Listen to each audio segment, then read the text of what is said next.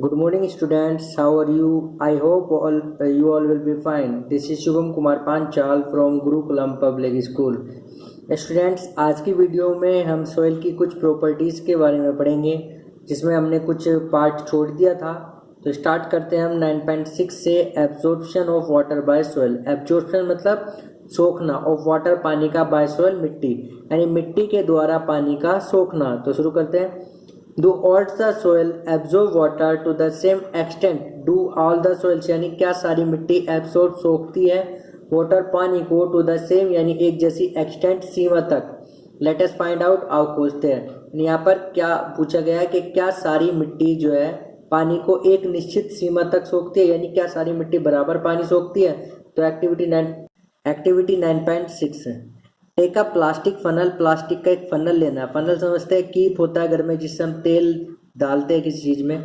Take a filter paper. एक filter paper लेना है। फिल्टर पेपर आपको मार्केट में मिल जाएगा, जिसमें से चीज़ों को छाना जाता है। और a piece of newspaper sheet, या आप न्यूज़पेपर का टुकड़ा ले सकते हैं कोई। फोल्ड, मोड़िएगा इसको, and place it as shown in the figure 9.7, और इसको ऐसे रख दीजिएगा जैसे फिगर 9.7 में दिखाया गया है। अगले पेज पर है फिगर, में अभी दिखा दूंगा थोड़ी देर में आपको। वे 50 gram of dry powder soil, लगभग 50 ग्राम जो है ड्राई मतलब सूखी, और पाउडर मतलब बिल्कुल जिसका पाउडर बना हो, ऐसी सॉइल मिट्टी लीजिएगा। And pour it into the funnel, और इसको फनल यानी कीप में डाल लीजिएगा। Measure a certain amount of water, एक निश्चित मात्रा में पानी लीजिएगा। इन अ मेजरिंग सिलेंडर, एक सिलेंडर में, मापने वाला सिलेंडर हो कोई जिसमें मेजरमेंट के निशान बने हुए, उसमें निश्चित मात्रा का पानी लीजिएगा। And pour it drop by drop on the soil, और इसको बूंद बूंद करके मिट्टी में डालिएगा। You can use a dropper for this purpose, आप इसके लिए एक ड्रॉपर का भी यूज कर सकते हैं। Do not let all the water fail in one spot, सारा पानी जो है एक जगह मत डालिएगा, यानी अलग अलग जगह पर डालिएगा। Pour water all over the soil, पूरी मिट्टी पर पानी डाल दीजिएगा। Keep pouring water till start dripping, और जब तक पानी डालते रहिएगा जब तक ये ड्रिपिंग यानी नीचे जो है रिसना शुरू ना हो जाए, यानी नीचे बूंदे गिरनी शुरू ना हो जाए। ठीक है बच्चों, तो देखिएगा इस तरीके से आपको पेपर को रखना है इसमें, कि आपने एक मेजरिंग सिलेंडर लेना है, ठीक है। इसमें एक फनल आपने कीप रख दिया, और उसमें ऐसे पेपर को, न्यूज़पेपर की शीट को ऐसे रोल करके ऐसे रख लेना है। ये ड्रॉपर है, ये फिल्टर पेपर है, फनल है, और ये बीकर है, ठीक है। तो इसमें क्या करना था आपको, 50 ग्राम लगभग ड्राई सॉइल लेनी थी, ड्राई और पाउडर सॉइल लेनी थी। उस सॉइल को स्पीकर में डाल देना था, ठीक है। उसके बाद एक बर्तन में पानी नाप कर, यानी जितना पानी है उतना नाप कर, किस तरीके से वो बर्तन में पानी रखना, और उसको ऐसे ड्रॉपर से बूंद बूंद करके इसमें डालना था, ठीक है।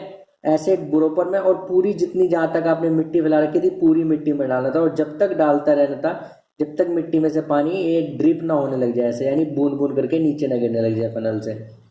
Subtract the amount of water left in the measuring cylinder from the amount you started with.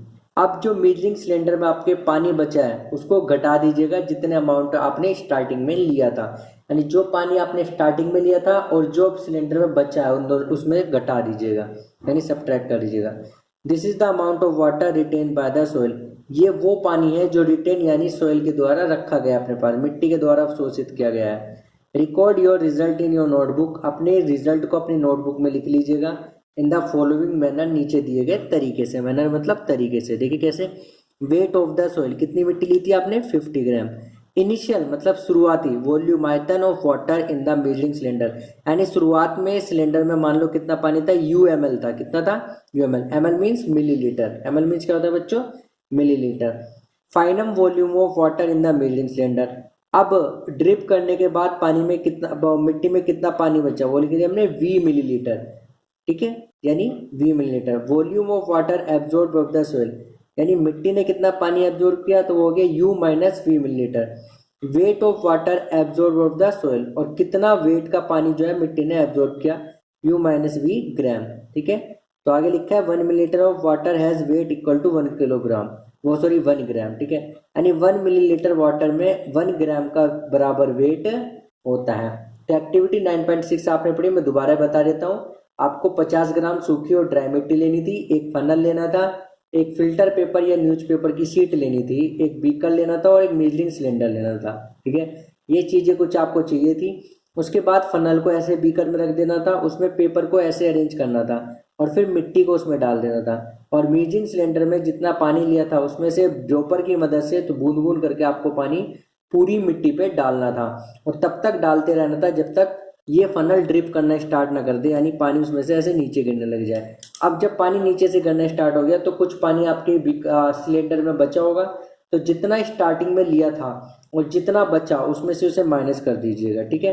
तो वो उतना पानी आ गया आपके पास जितना मिट्टी ने एब्जॉर्ब किया है। समझे बच्चों इतनी बात? आगे देखते हैं। परसेंटेज ऑफ वाटर एब्जॉर्ब, कितना पानी, कितना परसेंट पानी जो है एब्जॉर्ब किया है। तो U minus V upon 50 into 100 क्या होता है फॉर्मूला? U पानी जितना आपने शुरू में लिया था, V जितना बचा है आप सिलेंडर में, 50 ग्राम आपका सॉइल का और इंटू 100, तो परसेंटेज आ जाएगी कितना पानी मिट्टी ने एब्जॉर्ब किया है। आगे देखते हैं। Repeat this activity with different soil samples, इस एक्टिविटी को अलग अलग सोयल के साथ कीजिएगा। Would you get the same result, क्या आपको हर बार वही परिणाम मिलता है फॉर ऑल द सैंपल, सभी सैंपल्स के लिए?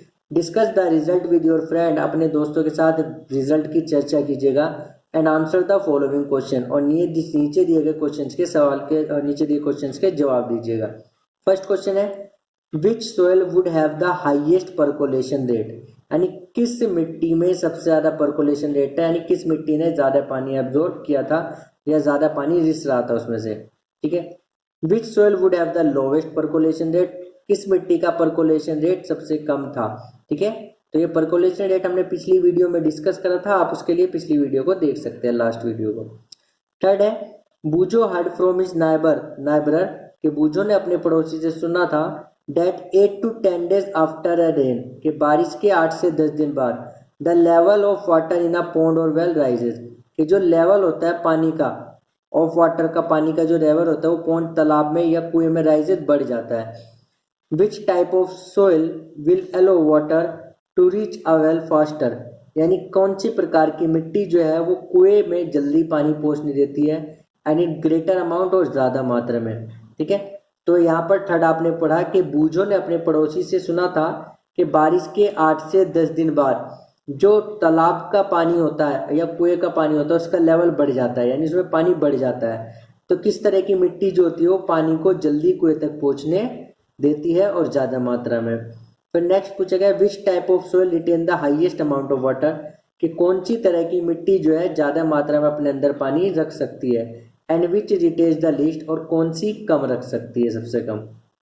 नेक्स्ट है can you suggest any method to let more rain water percolate, क्या कोई ऐसा तरीका आप बता सकते हो कि जिससे से ज्यादा पानी जो है बारिश का पानी मिट्टी के अंदर जाए, and rich the water underground, और जमीन के नीचे के अंदर तक पानी तक पहुंच जाए, ठीक है। तो परसेंटेज ऑफ वाटर एब्जॉर्ब निकालने के बाद आपको बोला गया कि ये एक्टिविटी अलग अलग सैंपल के साथ कीजिएगा कि सभी रिजल्ट एक जैसा आता है। तो जब रिजल्ट नोट कर लिया उसके बाद ये कुछ क्वेश्चन थे जो मैंने आपको बताया, इनका आंसर आपको देना है, ठीक है बच्चों।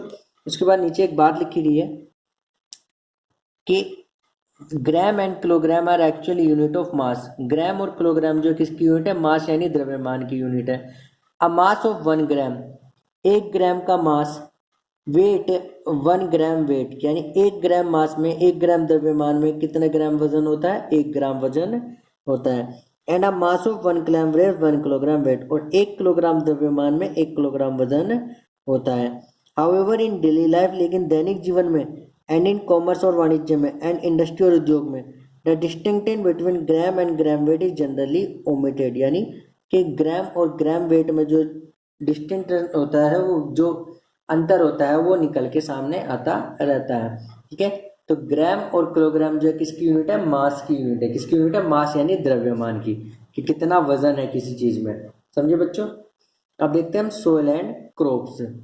सोइल मीन्स मिट्टी, क्रॉप्स मीन्स फसल, मिट्टी और फसल। Different type of soil are found in different parts of India, यानी भारत के अलग अलग हिस्सों में अलग अलग तरह की मिट्टी पाई जाती है। क्या समझे बच्चों कि भारत के अलग अलग हिस्सों में अलग अलग तरह की मिट्टी पाई जाती है। In some part there is clay soil, कुछ हिस्सों में क्ले सोइल यानी चिकनी मिट्टी है। In some part there is loamy soil, और कुछ हिस्सों में लोमी यानी दोमट मिट्टी है। While in some other part there is sandy soil, जबकि कुछ हिस्सों में क्या है, सैंडी सोइल यानी रेतीली मिट्टी है। तो बच्चों सोयल और क्रॉप्स में आपने पढ़ा कि भारत के अलग अलग भागों में अलग अलग तरह की मिट्टी पाई जाती है। कुछ हिस्सों में चिकनी मिट्टी पाई जाती है, कुछ हिस्सों में दोमट मिट्टी पाई जाती है और कुछ हिस्सों में रेतीली मिट्टी पाई जाती है। Soil is affected by wind, मिट्टी जो है विंड यानी हवा के द्वारा प्रभावित होती है। रेनफॉल बारिश के द्वारा, टेम्परेचर तापमान के द्वारा, लाइट प्रकाश के द्वारा एंड ह्यूमिडिटी और नमी के द्वारा। यानी मिट्टी जो है हवा, बारिश, तापमान, प्रकाश और नमी के द्वारा प्रभावित होती है। These are some important climatic factor, ये कुछ महत्वपूर्ण जलवायु कारक हैं। Which affect the soil profile, जो सोयल प्रोफाइल को प्रभावित करते हैं। And bring change in the soil structure, और मिट्टी की संरचना में बदलाव लाते हैं। ठीक है, the climatic factors as well as the component of soil, यानी क्लाइमेटिक फैक्टर यानी जलवायु कारक, एज वेल एज साथ ही साथ कंपोनेंट्स ऑफ सोयल यानी मिट्टी के घटक। Determine the various types of vegetation, निर्धारित करते हैं, डिटरमाइन मतलब निर्धारित करते हैं, द वेरियस विभिन्न टाइप्स प्रकार ऑफ वेजिटेशन वनस्पति एंड क्रॉप्स और फसलों को, डेट माइट ग्रो जो उगती है शायद इन एनी रीजन किसी क्षेत्र में। यानी वहाँ के क्लाइमेटिक फैक्टर क्या है, यानी वहाँ का मौसम कैसा है, जलवायु कैसी है और मिट्टी में कौन कौन से घटक पाए जाते हैं। इस बात से ये निर्धारित होता है कि वहाँ पर कौन सी वनस्पति और कौन सी फसल उगाई जा सकती है। तो आपने यहाँ पर पढ़ा कि जो क्लाइमेटिक फैक्टर कौन कौन से, लाइट, ह्यूमिडिटी, टेम्परेचर, विंड और रेनफॉल, ये क्लाइमेटिक फैक्टर निर्धारित करते हैं कि किस तरह की मिट्टी है वहाँ पे। यानी ये सोयल प्रोफाइल को प्रभावित करते हैं और सोयल स्ट्रक्चर को, यानी मिट्टी की रूपरेखा और मिट्टी की संरचना दोनों को प्रभावित करते हैं। और किसी जगह पर कौन सी फसल उगा सकते हैं या कौन सी वनस्पति वहाँ पर उगती है, इस बात पर डिपेंड करता है कि वहाँ का क्लाइमेट कैसा है और वहाँ पे मिट्टी में कौन कौन से घटक पाए जाते हैं। क्ले एंड लोमी सोइल यानी चिकनी और दोमट मिट्टी आर बोथ सुटेबल, दोनों उपयोगी होती है फॉर ग्रोइंग सीरियल्स, अनाज उगाने के लिए, लाइक वीट, गेहूं एंड ग्राम और चना। यानी जो दोमट और चिकनी मिट्टी है दोनों गेहूं और चना उगाने के लिए उपयोगी होती हैं। सच सोइल, ऐसी मिट्टी, are good at retaining water, ऐसी मिट्टी पानी को रोक के रखने में यानी पानी को ज़्यादा देर तक अपने अंदर रखने में अच्छी होती है। फॉर पैडी, पैडी मतलब धान। सोइल्स रिच इन क्ले, मिट्टी ऐसी जिसमें क्ले हो यानी चिकनाहट हो, एंड ऑर्गेनिक मैटर और जैविक पदार्थ हो, and having a good capacity to retain water, और पानी को रोकने की बहुत अच्छी क्षमता हो, आर आइडियल यानी आदर्श होती है। यानी धान को उगाने के लिए आपको ऐसी मिट्टी चाहिए जिसमें क्ले हो यानी कण उसके बारीक हो, ठीक है, और ऑर्गेनिक मैटर हो यानी जैविक पदार्थ हो, जैसे पत्ती हो गई, ठीक है, या कीड़े मकोड़े हो गए, तो ऑर्गेनिक मैटर हो, और उसको पानी की रोकने की क्षमता उसकी बहुत अच्छी हो, तो ऐसी मिट्टी पैडी यानी धान उगाने के लिए अच्छी होती है।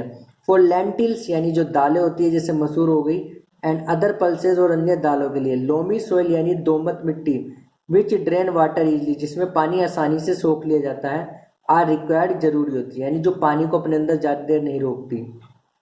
फॉर कॉटन यानी कपास के लिए सैंडी यानी रेतीली और दोमट दोनों का मिश्रण, और लोम या दोमट मिट्टी, विच ड्रेन वाटर इजली, जो पानी को आसानी से ड्रेन कर लेती है यानी निकाल देती है, तो ऐसी मिट्टी अच्छी होती है। तो आपने यहाँ पर पढ़ा कि आप किसी इलाके में कौन सी फसल उगा सकते हो या किस तरह के पेड़ पौधे वहाँ पर उगते हैं, इस बात पर डिपेंड करता है कि वहाँ का क्लाइमेट कैसा है और वहाँ की मिट्टी में क्या क्या चीज़ें पाई जाती है। जैसे क्ले और लोमी सोइल जो होती है वो दोनों गेहूं और चना उगाने के लिए बहुत अच्छी होती है। क्यों? क्योंकि ऐसी मिट्टी जो होती है वो पानी को रोक कर रख सकती है। ऐसी पैडी यानी धान उगाने के लिए आपको ऐसी मिट्टी चाहिए जिसमें क्ले हो, ऑर्गेनिक मैटर हो और पानी को रोकने की बहुत अच्छी क्षमता हो। दालों के लिए हमें ऐसी मिट्टी चाहिए जैसे लोमी सोइल जो होती है, इसमें पानी की निकासी आसानी से हो जाती है। ऐसी कॉटन के लिए भी सैंडी लोमी या लोम सोइल चाहिए जिसमें पानी की निकासी आसानी से हो जाती है। समझे बच्चों? कॉटन या कपास के लिए हमें जो मिट्टी चाहिए जो ड्रेन कर सकती हो वाटर को आसानी से, can hold plenty of air, बहुत मात्रा में एयर को रोक सकती हो अपने अंदर, आर मोर सुटेबल, ज़्यादा उपयोगी होती है। यानी कॉटन यानी कपास को उगाने के लिए आपको सैंडी लोमी का मिक्सचर या लोमी सोइल चाहिए जो पानी को आसानी से ड्रेन कर सकती हो और जो एयर को अपने अंदर रोक सकती हो, और वो ज़्यादा अच्छी होती है। क्रॉप सच एज वीट, फसलें जैसे वीट गेहूं, आर ग्रोन उगाई जाती है in the fine clay soil, यानी चिकनी बारीक चिकनी मिट्टी में, यानी गेहूं जैसी फसलें जो है वो बारीक चिकनी मिट्टी में उगाई जाती है। बिकॉज क्योंकि they are rich in humus, क्योंकि वो जीवाश्म से भरी होती है, एंड आर वेरी फर्टाइल और बहुत उपजाऊ होती है। यानी गेहूं जैसी फसलें जो बारीक चिकनी मिट्टी में उगाई जाती है, क्यों? क्योंकि ये जीवाश्म से भरी होती है और बहुत ज़्यादा उपजाऊ होती है। फाइंड फ्रॉम योर टीचर, अपने टीचर से पता कीजिएगा। पेरेंट्स एंड फार्मर, पेरेंट्स यानी माँ बाप से, और फार्मर्स यानी किसानों से पता करिएगा the type of soil and crops grown in area, कि आपके एरिया में कौन सी तरह की फसल उगाई जाती है और कौन सी मिट्टी पाई जाती है। Enter the data in the following table 9.2, और सारा डेटा कहाँ पर लिखिए? टेबल 9.2 में। विच काइंड ऑफ सोइल, कौन से प्रकार की मिट्टी, वुड बी मोस्ट सुटेबल, बहुत उपयोगी होगी फॉर प्लांटिंग राइस, चावल को उगाने के लिए। यानी चावल को उगाने के लिए कौन सी तरह की मिट्टी ज़्यादा अच्छी होगी? सोइल विद अ हायर और लोअर रेट ऑफ परकोलेशन, मिट्टी जिसका परकोलेशन रेट ज़्यादा हो या कम हो। तो समझे बच्चों, टेबल आपको दी गई है, टेबल आपको कंप्लीट करनी है। उसके बाद पढ़ते हैं हम सॉइल इरोजन के बारे में। किसके बारे में? Soil erosion. सॉइल इरोजन को हिंदी में बोलते हैं हम मृदा अपरदन। क्या बोलते हैं बच्चों? मृदा अपरदन। The removal of land surface, यानी भू सतह का हटना, बाय वाटर, पानी के द्वारा, विंड, हवा के द्वारा, और आइस या बर्फ के द्वारा, इज नोन एज इरोजन, अपरदन कहलाता है। यानी मिट्टी का अपनी जगह से हटना क्या कहलाता है? अपरदन कहलाता है। वो चाहे पानी के साथ बहकर जाए, हवा में उड़ के जाए, या बर्फ के साथ चली जाए, तो वो इरोजन यानी अपरदन कहलाता है। प्लांट्स रूट्स, पौधों की जड़ें फर्मली, मजबूती से, बिंड बांध कर रखती है द सोइल, मिट्टी को, यानी पौधे की जड़ें मजबूती से मिट्टी को बांध कर रखती है। In the absence of plant, बांध कर कैसे रखती है? देखो मैं बताता हूँ। जब आपने कोई पौधा उखाड़ा होगा तो उसकी जड़ों पर आपको मिट्टी लपटी हुई आएगी, मिट्टी चिपकी हुई होगी, तो इसलिए पौधों की जड़ें जो होती है वो मिट्टी को बांध कर रखती है। In the absence of plants, पौधों की अनुपस्थिति में, अगर पौधे ना हो, सोइल्स बिकम्स लूज, मिट्टी ढीली हो जाती है। So it can be moved by wind, जिससे हवा इसे अपने साथ ले जाती है, एंड फ्लोइंग वाटर, और बहता हुआ पानी। यानी अगर पौधे नहीं होते तो मिट्टी ढीली पड़ जाती है, जिसकी वजह से हवा और बहता हुआ पानी से अपने साथ ले जा सकता है। इरोजन ऑफ सोइल, मृदा का अपरदन, ये मैं कुछ इस तरीके से आपको बता सकता हूँ। मान लो आप दो जगह खड़े हो, एक तो जहाँ पेड़ पौधे ना हो ऐसी जगह पड़ो, तो वहाँ आंधी आ जाए तो आपको मिट्टी वहाँ बहुत उड़ती हुई दिखाई देगी। और आप एक जगह जंगल में खड़े हो जहाँ पर पेड़ ही पेड़ है और वहाँ पर आंधी आ जाए तो मिट्टी कम से कम मात्रा में आपको उड़ती दिखाई देगी। ठीक है, तो इसलिए यही इरोजन यही होता है कि मिट्टी का अपनी जगह से हटना। तो पौधे की जड़ जो होती है वो मिट्टी को मजबूती से बांध कर रखती है। ठीक है, और अगर पौधे ना हो तो मिट्टी ढीली पड़ जाती है, जिससे हवा या बहता हुआ पानी से आसानी से अपने साथ ले जाता है। इरोजन ऑफ सोइल, मृदा का अपरदन, इज मोर सेवर मतलब ज्यादा होता है, इन एरिया, क्षेत्रों में, ऑफ लिटिल और नो सरफेस वेजिटेशन, जहाँ पर सतह पे कोई वनस्पति नहीं होती या कम होती है, यानी पेड़ पौधे कम होते हैं या नहीं होते ही नहीं। सच है डेजर्ट, जैसे कि रेगिस्तान, और बैरन लैंड्स, बैरन मतलब बंजर, लैंड मतलब भूमि। ठीक है, यानी मिट्टी का अपरदन उन इलाकों में ज्यादा होता है जहाँ पर पेड़ पौधे कम होते हैं या होते ही नहीं है, जैसे रेगिस्तान और बंजर जमीन। सो कटिंग ऑफ ट्रीज, इसलिए पेड़ों को काटना, एंड डिफोरेस्टेशन, और वनों को काटना, शुड बी प्रिवेंटेड, रोका जाना चाहिए। इसलिए पेड़ों को काटना और वनों को काटना रोका जाना चाहिए। And effort should be made, और कोशिशें की जानी चाहिए, to increase the green areas, हरे इलाकों को बढ़ाने की कोशिश की जानी चाहिए। यानी सोइल इरोजन में आपने पढ़ा था कि मिट्टी का अपनी जगह से हटना ही इरोजन कहलाता है, चाहे वो पानी के द्वारा, हवा के द्वारा, या बर्फ के द्वारा। पौधों की जड़ें मजबूती से मिट्टी को बांध कर रखती है, और अगर पौधे ना हो तो मिट्टी ढीली पड़ जाती है, जिससे हवा या पानी से अपने साथ आसानी से बहाकर ले जाते हैं। और अपरदन वहाँ ज्यादा होता है जहाँ या तो पेड़ पौधे हो ना या बहुत कम हो, जैसे डेजर्ट और बंजर जमीन। इसलिए पेड़ों को कटाई और वनों की कटाई को रोका जाना चाहिए और कोशिश की जानी चाहिए ताकि हरे इलाकों को बढ़ाया जा सके। पीछे एक पॉइंट रह गया था, उसको पढ़ते हैं। अ केस स्टडी, देखो इसमें कुछ जानकारी दी गई है, आपको पढ़ते क्या है। John, Rashida and Radha went to Leeladhar Dada. John, Rashida और राधा लीलाधर दादा के पास गए। And Santosh Malviya of Suhagpur in Madhya Pradesh. Madhya Pradesh में सुहागपुर नाम की जगह है, वहाँ पर कोई लीलाधर दादा और संतोष मालवीय थे। तो जॉन, राशिदा और राधा उनके पास गए। Leeladhar Dada was preparing the soil to make items. Leeladhar दादा जो थे मिट्टी तैयार कर रहे थे, आइटम्स यानी चीज़ें बनाने के लिए, जैसे सुराही, मटकी, कल्ला, अर्थन फ्राइंग पैन जो जमीनी मिट्टी से बना हुआ फ्राइंग पैन होता है, एक्सेट्रा आदि। The following is the conversation they all had with Leeladhar Dada. नीचे दी गई कन्वर्सेशन मतलब बातचीत है उनके बीच की कि लीलाधर दादा के साथ उनकी क्या बात हुई। यानी जॉन राशिद और राधा नाम के जो लोग थे वो लीलाधर दादा और संतोष मालवीय के पास गए, जो मध्य प्रदेश के सुहागपुर नामक जगह में रहते थे। लीलाधर दादा जो थे वो सुराही, मटकी और कल्ला बनाने के लिए मिट्टी तैयार कर रहे थे। तो उन्होंने लीला दादा से क्या बात करी, सुनते हैं। उन्होंने फर्स्ट क्वेश्चन पूछा, where was the soil obtain from, मिट्टी कहाँ से प्राप्त की जाती है। तो लीला दादा ने जवाब दिया, we brought the black soil, हम काली मिट्टी लाती है, from a piece of barren land, बंजर जमीन के एक टुकड़े से। ठीक है, यानी हम बंजर जमीन के एक टुकड़े से काली मिट्टी लाते हैं। फिर उन्होंने अगला क्वेश्चन पूछा, how is the soil prepared, मिट्टी को तैयार कैसे किया जाता है। तो दादा ने जवाब दिया, dry soil will be place in a large tell, सूखी मिट्टी को एक बड़े टैंक में रखा जाता है, and would be clean of payable etcetera, और उसमें से कंकड़ पत्थर निकाले जाते हैं। आफ्टर रिमूविंग दीज थिंग्स, इन चीज़ों को हटाने के बाद, the soil will B soaked for around 8 hours, मिट्टी को लगभग 8 घंटे भिगो के रखा जाता है। This would be needed after mixing horse dung, इसके बाद इसे गूथा जाता है। नीडेड मतलब गूथा जाता है, हॉर्स डंग यानी घोड़े का गोबर मिलाकर। ठीक है, यानी मिट्टी को, जो सूखी मिट्टी लाए थे बंजर जमीन से काली मिट्टी, उसको एक बड़े टैंक में रखा जाता है और उसके बाद उसमें से पेबल्स यानी कंकड़ पत्थर को साफ किया जाता है। और फिर मिट्टी में से जब इन चीज़ों को हटा लिया जाता है तो मिट्टी को 8 घंटे लगभग जो है वो भिगो के रखा जाता है। मिट्टी को 8 घंटे भिगो के रखा जाता है। उसके बाद मिट्टी को घोड़े का गोबर मिलाने के बाद उसको गूथा जाता है, जैसे आटा गूथते हैं। द नीडेड सोयल, गूथी हुई मिट्टी को, वुड बी प्लेस रखा जाता है ऑन द व्हील, पहिए पर, चक्का जो होता है उनका, एंड गिवन एप्रोप्रिएट शेप, मिट्टी को फिर चक्के पे रखा जाता है उनके पहिए पर, उसे एप्रोप्रिएट शेप यानी सही बनावट दी जाती है। द फाइनल शेप, आखिरी बनावट, इज गिवन विद हैंड्स, हाथों से दी जाती है। The items are coloured after 3 days of drying, सुखाने के 3 दिन बाद चीज़ों पर कलर किया जाता है।